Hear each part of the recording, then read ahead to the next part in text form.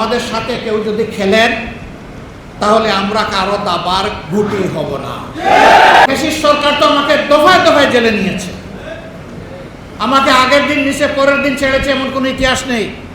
আজ বন্দি করেছে 2 মাসের 1 মাসের মাথায় ছেড়ে দিয়েছে এমন কোনো ইতিহাস নেই।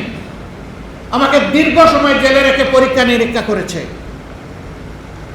ফ্যাসিস্ট বলে আমি জেলে গিয়েছি, সেই অভিজ্ঞতা আমার আছে।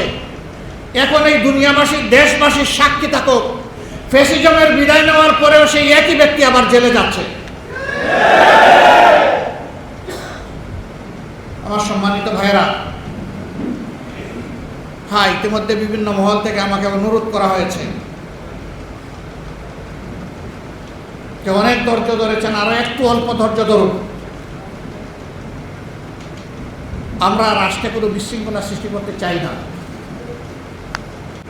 কিন্তু আমাদের সাথে কেউ যদি খেলেন তাহলে আমরা কারো দাবার গুটি হব না।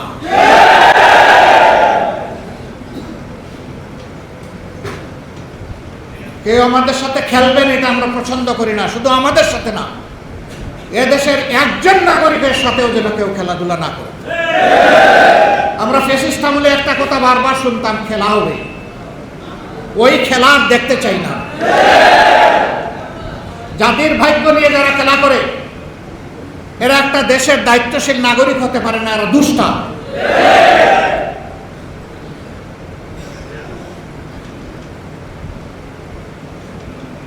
একুশ আমাদেরকে যে সবক দিয়ে গিয়েছে, শিক্ষা দিয়ে গিয়েছে, যেখানেই অন্যায় সেখানেই প্রতিরোধ। এটা যার আমলেই হোক আমরা সেই প্রতিরোধ করার জন্য অঙ্গীকারবদ্ধ।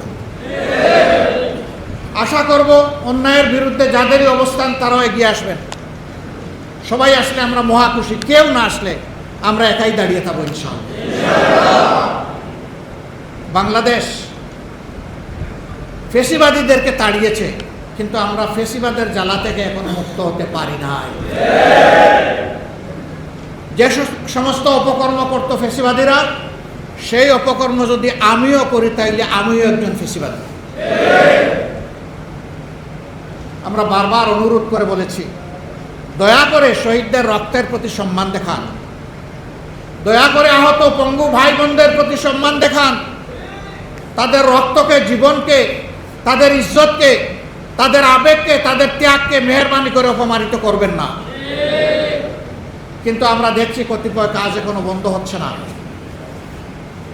আমরা দেশবাসীকে আহ্বান জানাবো, আমরা বারবার আহ্বান জানিয়ে যাচ্ছি, কিন্তু এই আহ্বান আমরা কিয়ামত পর্যন্ত জানাবো না।